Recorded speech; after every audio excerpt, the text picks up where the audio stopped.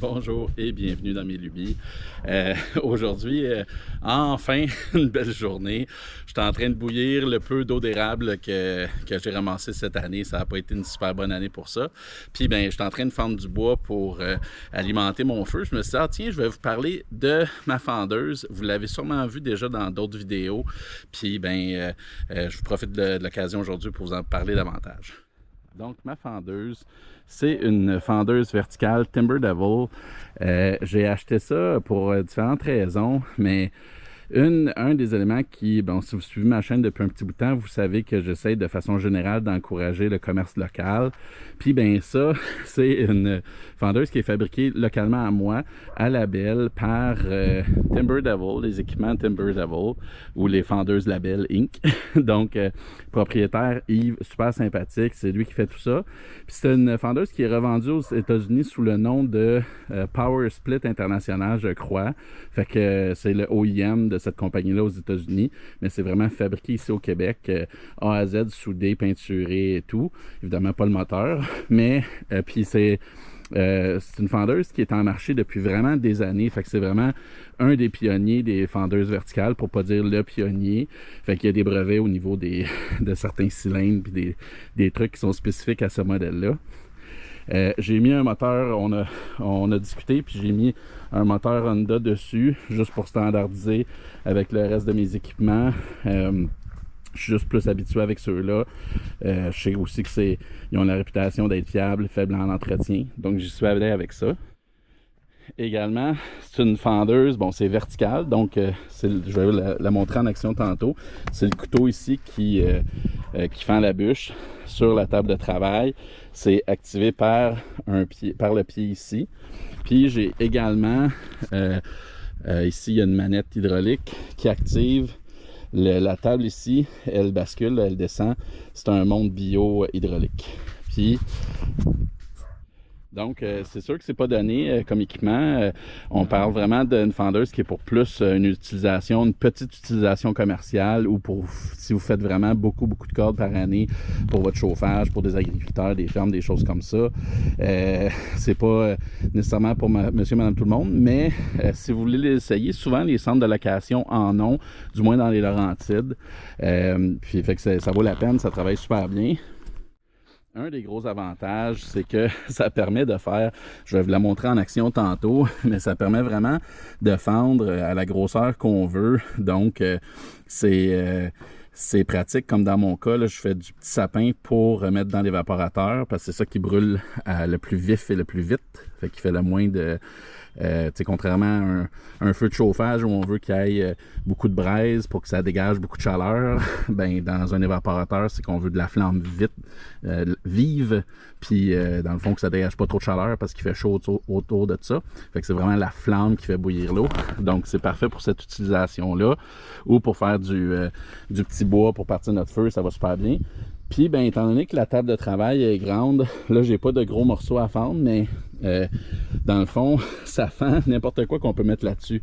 Fait que des gros rondins, si on est capable de le mettre dessus, ben, avec le monde bio, c'est très pratique. Je vais peut-être essayer de vous en trouver un pour vous montrer.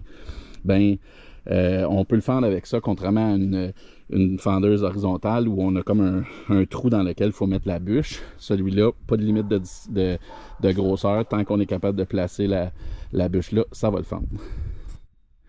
Donc, c'est sûr que, avantage, inconvénient, le fait d'être sur une table de travail, ça demande de monter les bûches dessus, contrairement à soit travailler au sol, ou, évidemment, c'est pas un processeur à bois non plus, c'est-à-dire, si vous fendez beaucoup de perches, de longues perches régulières, ou faites venir des voyages de bio, ben vous seriez peut-être mieux avec un processeur à bois qu'avec une fendeuse à proprement dit. Mais pour des gens comme moi qui ont quand même un bon volume de bois, je me ramasse un paquet de cochonneries, je vais le dire de même, un paquet d'affaires variées qui viennent de mes clients, du bois qui vient de chez moi, du franc, du pas franc, du tout croche, du droit, des gros morceaux, des petits morceaux, ben c'est vraiment parfait, là. Là, dans le fond, je l'ai eu l'année passée, fait que je m'en suis servi pas mal à l'automne. J'ai recommencé à m'en servir cet hiver, puis ben, je veux dire, le moteur Honda, fait que 2 cranks, puis il est parti après ne pas avoir servi du tout de l'hiver. La grosseur des cylindres est aussi très impressionnante.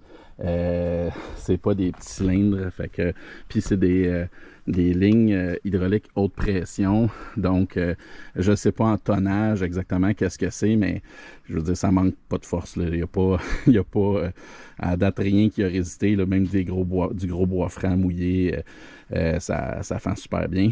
Puis, sinon, ben, les filtres. Ça ici, la colonne sert de réservoir à huile hydraulique. Donc, pas besoin d'avoir une tank ailleurs, ce qui est un bon design selon moi. Puis, ben, le filtre est super facile à accéder au niveau de l'huile hydraulique pour changer le filtre de temps en temps. Et, sur le site web, vous pouvez aller voir, il y a différents modèles. Ça, c'est vraiment le modèle de base, mais avec le monte-charge en option puis le moteur plus fort en option. Sinon, il y en a un qui est double avec un convoyeur. Fait que ça, c'est plus si vous allez encore du plus gros volume puis que vous faites vraiment du commercial, là, ça peut commencer à être intéressant. Il y a beaucoup de compagnies qui en ont deux comme ça, côte à côte, puis qui roulent en foule à temps plein. Puis ben, moi je l'ai fait mettre sur des pneus pour pouvoir le trimballer sur le terrain. Je vous avoue que, étant donné que j'ai pas de VTT, c'est pas pratique avec le tracteur. Je suis capable de le déplacer un peu, mais il faut que je trouve une façon là, de... C'est sûr qu'il faut que je m'achète un VTT ou bien que je trouve une façon de le déplacer plus facilement pour le mettre sur une remorque, pour l'amener chez des clients ou l'amener à des amis, tout ça, parce que c'est plate, mais là, il est comme pris sur le terrain ici. Fait que je suis en réflexion à savoir comment je vais organiser ça. Je joue avec l'idée de patenter des crochets à différents endroits, puis juste pouvoir le prendre avec une strap ou une chaîne, le lever carré, puis aller le déposer sur ma remorque avec ma pelle ou avec le tracteur, ou en tout cas d'une autre façon. Fait que c'est ça. Fait que c'est un bel outil bien pratique. Je vous montre ça au travail. Ah oui, avant que je me lance, je vous parlais d'inconvénients. C'est sûr que n'importe quelle opération, on essaye de façon générale de se pencher le moins, d'essayer de ramasser le bois de la terre le moins souvent possible. Fait que c'est sûr que ça demande là, de prendre le bio qui est à terre, le mettre sur la planche, le fendre, après ça, soit qu'il retourne par terre parce qu'il y en a trop, ou bien, comme moi, je me suis organisé, pouvoir tout de suite le mettre dans mon bucket de tracteur pour pouvoir pas avoir à me repencher pour ramasser le bois qui a été fendu. Le moins souvent on a à se pencher ou à reprendre à manipuler le bois, bien, le plus efficace on est. Donc, le monde bio, pour l'instant, il ne m'a pas servi beaucoup parce que souvent j'ai le tracteur à côté. Mais de temps en temps, j'ai des gros bio que je ne suis pas capable de prendre à la main, que j'ai élevé avec ça. C'est très facilitant. Fait que c'est ça. Fait que en termes d'inconvénients, il n'y en a pas tant que ça, honnêtement.